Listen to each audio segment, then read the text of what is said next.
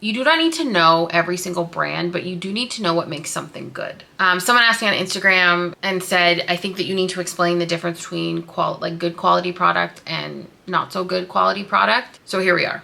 There's so much discourse online about like what makes a product good. And I think we've lost the plot. I think we've lost the plot because of the like everybody's opinion matters.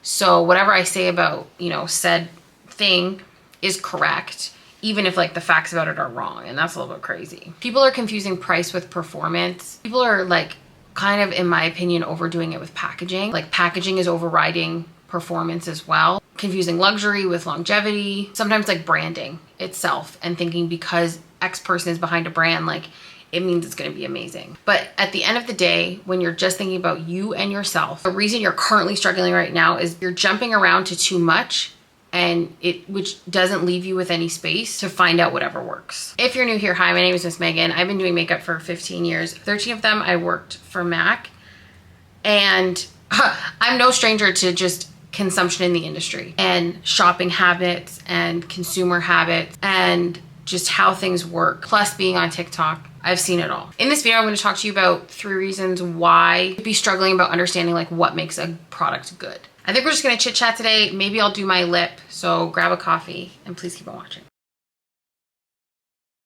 I guess what I'm going to talk about in this video is also going to tie into a lot of my benchmark brand content. So definitely check that out if you haven't already. But secret number 1 is that you guys never let a product work long enough to judge it. And that is simply, I don't care who your favorite influencer is. I don't care how popular a product is. I simply do not care. You guys are rolling through product way too quickly before you can judge it. A perfect example, Studio Fix powder, the new one. There are people who screamed and yelled about it, you know, a week in, only you know, a month and a half later to say like I was being a little bit too dramatic. I actually like it. The thing is too, like makeup, it takes time for you to understand a product, see how it wears. If you have multiple different routines, like base routines that you do, seeing how they all kind of pair with each other. And if you don't have a base, like a go-to base routine that works, you're not going to be able to tell when something is going wrong. That's why it's so crucial and so important to have benchmark brands, benchmark items, so that you can actually tell what's going right and what's going wrong. So if you're constantly switching product, you have no like stored data about what works and what doesn't. If you don't know what your skin needs, no product will ever feel right because you're picking based off like these other factors. And you're ultimately not building a routine to work for you. You're just putting product on. Sometimes product will come out and people will say like, can you review this? Just understand who you're watching online and for what. Because there's people that do not have the experience or the knowledge to be able to break down an ingredient list, know what it looks like on so many different people. And that's okay. They don't have to. Not everybody is supposed to be a makeup artist that way. People can just love makeup so much and be beauty enthusiasts and want to make makeup content because it's fun to make. But the language that they use to explain product is going to be small. And it's not going to be words that help you guys make decisions when it comes to what's my skin doing, what does the product do, how is it going to wear. These are the things that you wouldn't know are happening between a makeup artist vocabulary and like a beauty enthusiast or influencer's vocabulary. But people would like, if I haven't tried something out enough, I just straight up won't have an opinion on it. I can have maybe like an idea of it. One of the ways that like I personally test my product is I take it through the gym. If it can survive that, and I'm judging on how the skin looks comparatively to what my solid routine is, I'm gonna know. And if you don't have something like that set up for yourself, that's where you're gonna struggle. When you try a product on for the first time, you shouldn't even care. You should just be wearing it. Week 2, you should be like, okay, I get it. You should give like a month into a product before you really decide if it like works for you or not. 2 weeks is not enough. 2 days is not enough. 1 day is not enough. Especially when it comes to products that need to perform. To a degree, like your eyeshadows don't need to perform. Your base routine needs to perform. Your lips don't even really need to perform. There's a difference between something that just like looks good and something that is affected by a lot of other things. Having more product or trying more things doesn't give you better results. It can usually just end up in a lot of confusion. I really want to wear Frozen today. I'm going to start off with grayish lip pencil. And then we're going to do secret number 2. So secret number 2 is that price doesn't always equal performance. So just because something's really expensive doesn't mean it's great. Something that's really cheap doesn't mean it's bad. The price factor, oh my God. If you only knew what I know about how the industry works in terms of like money, so many things that go into why things are priced the way that they are. Aside from just a markup alone, let's take the idea that all brands mark up everything, okay? What are we gonna do? That's in the trash now. The way that money works, it's nuts, it's wild. But there's like so many different factors. And I can give you an example.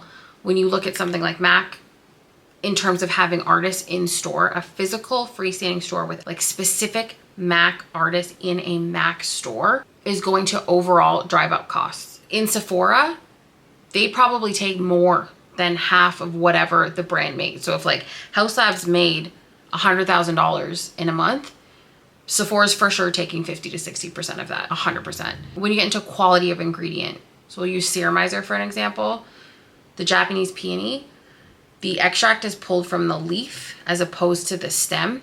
So the way that it's harvested, it's a higher quality part of the product. That's gonna drive up costs. Packaging, so like a compact that has a mirror in it, the mirror is the most expensive part of that compact. Magnets, the amount of volume of something that has to be ordered.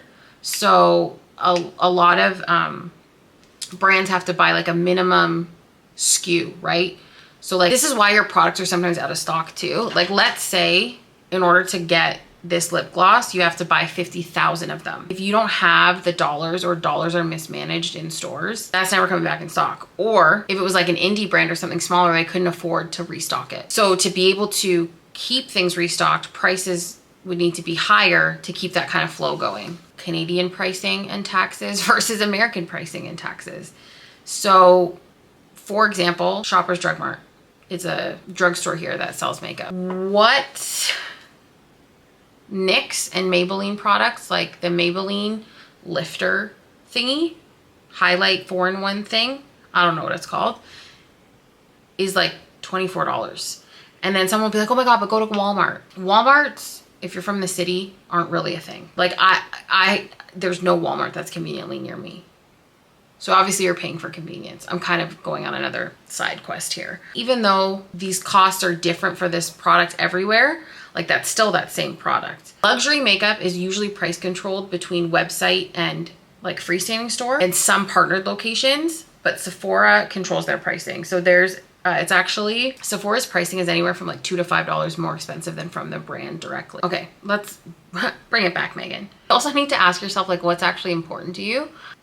That's very pretty. So for me, I'm not a fan of drugstore, and I'm saying this as somebody who started out as a cosmetician. I worked for Shoppers Drug Mart in this beauty section for like 2 years. It doesn't make sense to me that there are no testers. There's no available testers. That's an immediate no. That is an immediate no. And back in the day, return policies were garbage and you couldn't return anything. Immediately no. That's an immediate write-off. And a lot of drugstore brands do not have enough shades for everybody. So I'm also like, immediately no. If that's your lane you want to go down, perfect. If you can't afford luxury makeup or prestige beauty, then no problem. Stick to the drugstore. You're going to find the best of what's there. But to me, when you have a NYX brow pencil that's like $18, I would rather just buy, the MAC one that's, I don't know, 30. You understand what I'm saying? And then you have to look, I don't even know if I'm making sense or if this is smooth of a conversation, but you're just gonna have to deal with it. I think that since TikTok, there's been a delusion when it comes to luxury in terms of designer brands or celebrity brands. That's a big conversation. This is where I will put that in one category and then drugstore and legacy brands in another. Because what? The celebrities are as involved in the brands as you think they are, you probably wouldn't buy them. Talking bad about brands to me is a waste of time. I have more things to talk about, more things to offer in terms of like makeup information, but cult following of celebrity brands and the amount of celebrity brands that are coming out, whether they're like skincare, hair care, whatever. Most people, I would say, wouldn't really know why they liked the product that they liked. Most people. There are brands that are so overhyped because of the face that's behind it. It racks my brain every single day. Because there are some formulas that I've tried that are so trash that I cannot understand the hype behind them. Hate whatever you want to hate. And this is why I put legacy and drugstore brands into this conversation. Revlon, Maybelline, CoverGirl. These are names that have stood the test of time. And I would say for two reasons. One is going to be loyalty. I'm telling you, if Revlon is still pumping out lipsticks and lip glosses, that's because people are still buying them. And that's that. The people who probably use Revlon, that is their benchmark lipstick. And when you look at MAC, MAC is a legacy brand and the product performs. It does, or else it wouldn't still be around. That's where you have to look at things from texture. Could you do a whole face in something in Dollar Tree makeup? Absolutely. Is it gonna hold up or perform in the same way that a full face of like a MAC, like a full MAC face? No, it won't. And before everybody starts, it's not to say your routine you have is wrong, but there is a reason why things exist the way that they do. And things are such staples. And like, I've seen this in my comment section alone. I've been tagged in videos on TikTok as well. Once upon a time, especially in Canada, when there wasn't a lot of makeup options, like Sephora didn't exist, you had drugstore and you had beauty counters inside of like Hudson's Bay and Sears, for example. And then MAC came along. Everything was like a full face of MAC and it performed and everything was good and things worked together and like the colors were great. And then Sephora comes along and there's like excitement around it and you're trying new brands, and 100% for sure you found amazing other pieces, but like we've gotten out of control now completely. And so there's people that are like, oh my God, I went back to MAC, for example, and I have, you know, this full face, and it's just like I forgot what I liked about it so much. And even if the brand for you isn't MAC, but there was something you were using a full face of, I can guarantee you if you went back to it, you're gonna remember kind of why you liked it in the first place. I'm saying this as someone like ripped my benchmark brands out of my hand. My camera started overheating and I actually don't know where we finished off, but I have added things to my look. But from what I remember me saying is you guys have to ask yourself, like, what is where is their value for you? Half the battle of knowing what good quality is understanding how it is supposed to perform. So I'm going to use MAC eyeshadows, for example. They're a shadow that is meant to be built up. So if you're going into it thinking you're going to get these like big swatches, you're just not. That's just not what they're made for. There's other ones like Melt. Melt does like big swatches. So that's why, again, it's so important to know what you're working with so you can actually make the judgment call on what you like, and then you go from there. There are products too that are good for like the first few times that you use it when the product is new. And then all of a sudden you blink and like a month in, you're like, why is this the worst formula ever? I'll give you two products that I find very low quality. Urban Decay Primer Potion, ColourPop eyeshadows. So the ColourPop eyeshadows that are in the palettes, like I have the Stone Cold Fox one, were so dry and dusty that even with technical skill and the right brushes and all of these things, it still never built up in a way that I felt was good. You can kind of feel it in the texture as well too. There's no real like binder in there. The pigment's a little bit dull.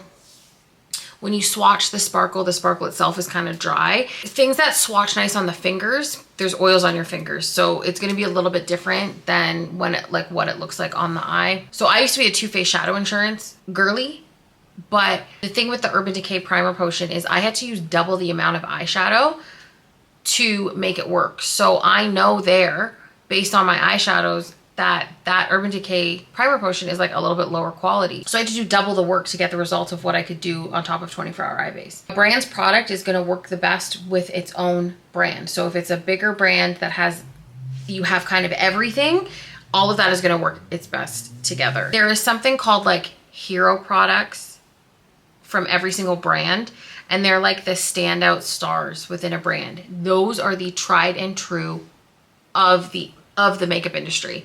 It's the stuff that's been around forever. Pros love it. Consumers love it. It works. It stands up to, and it just works. When I look at like Mob Beauty powder eyeshadows, for example, when you take into account formula itself, so ingredients and how it feels, and then how the color reads on the skin, when all of those hit, and it's working with like the tools you normally work with, high quality product. Lip gloss. When I put on, for example, this is my shade Breakdown, the formula of the Peptide Cushion Drench Lip Balm or lip gloss, when I take off my lip gloss, my lips feel beautiful. And I get that from MAC product. That's why I barely have a lip care routine, because there are so many nourishing, hydrating ingredients inside of MAC lip gloss, MAC lipsticks, that I'm getting long-term skincare results from wearing makeup. That is one of the biggest drivers of high quality product or good quality product, is what is it doing to your skin long term. So I've been wearing the same makeup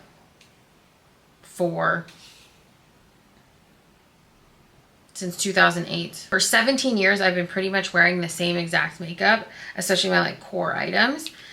And I've really never had issues with my skin. And obviously too, there's a lot of different reasons why someone's skin might not be as great as they want it to be. However, generally speaking, the higher quality of the product, the better the long-term skincare is that's in it. Generally speaking, higher quality products have better skincare in them if that's their intention, if formula is something that they focus on. Adding niacinamide into a foundation at the end to make it fit into the market to be able to make money doesn't make it a high quality product. So I think it's the Patrick Ta foundation has like some niacinamide in it, and I think it's, I don't know how much it is, I don't know if it's like $85, $90 Canadian. That's not going to do anything for your skin long term. But then you look at something like the Serum Powered Foundation from MAC, which was a skincare product made into a foundation, you're gonna get long-term skincare results from that. So your skin's gonna be better the longer you wear it. And a lot of you guys aren't able to see these results because you're shopping a new product every week. And I think that's like $60. These are things that unless you commit to things, you're not necessarily gonna know all the time. But again, when you're reading an ingredient list, the ingredients at the top are the higher concentration. So that's where you want to see like your good for you skin ingredient. A lot of brands have something like Urban Decay All Nighter, On Till Dawn. There's too much alcohol in those. I'm not putting them on my skin. I'm not putting them on my skin every day. I'm just not doing that. So it can still be a really great product, but it kind of brings me to point number 3. But before we get into point number 3, if you're like, wow, this is opening up my eyes to makeup in a different way, and this is kind of like exciting for you, make sure you hit the link in my description and join my free school community. I have created a makeup education platform for you guys. It's set up in a way so you guys know kind of like the why behind everything. It's totally free to join, and you'll be around like-minded individuals who are just as makeup obsessed as you, but just want to elevate their game, be able to use what they have, stretch their collections, and just like understand what they're doing. So I hope to see you guys over there. Let's get into secret number 3. Overall quality is about how it performs for you too. Does it blend the way you want? Does it work into your routine the way you want it to? Does it match the technique and the tool and like how long you want to be, you know, taking on your makeup? There's so many different factors. And instead of constantly looking at content to find new products, just go. Like literally just go to Sephora and start feeling things and looking at things and comparing things instead of relying on like videos to tell you what's popular, videos to tell you what's to look at. I think another really big indicator of good quality product and why MAC will always be the GOAT for this is multi-use purposes. The way that you can use and alter product without it falling apart is probably the biggest thing. When you get into product that you cannot touch or alter or change, I'm not a huge fan. That's gonna fall into your artistry brands. That's gonna fall into things like Makeup Forever. That's gonna fall into things like where you have multi-use products, things you can use in a lot of different ways, because what's generally happening there is there's a higher concentration of ingredients or pigment. Meaning when you take something, I'll use this liquid lipstick for example, meaning when you take something, right, this is this color at its mass tone, but when you stretch it out, it's not fading into nothing. It's still maintaining its shade and opacity. There's some stuff you swatch and it goes to like nothing. That is to me probably my number one thing when it comes to good quality makeup. And trust the product that's been around forever. There's quite literally a reason why. Thank you guys so much for watching. I hope you enjoyed this video. It was just a little bit of me ranting. Let me know what moment made you go like, oh my God, that's crazy. If you haven't already, make sure you subscribe and turn on post notifications so you never miss a post. Follow me on TikTok and Instagram, all under the same name at Miss Megan Robinson. Come hang out on my free school community. The link is in my description to join. Don't be late for school. And until then, I'll see you next time. Bye.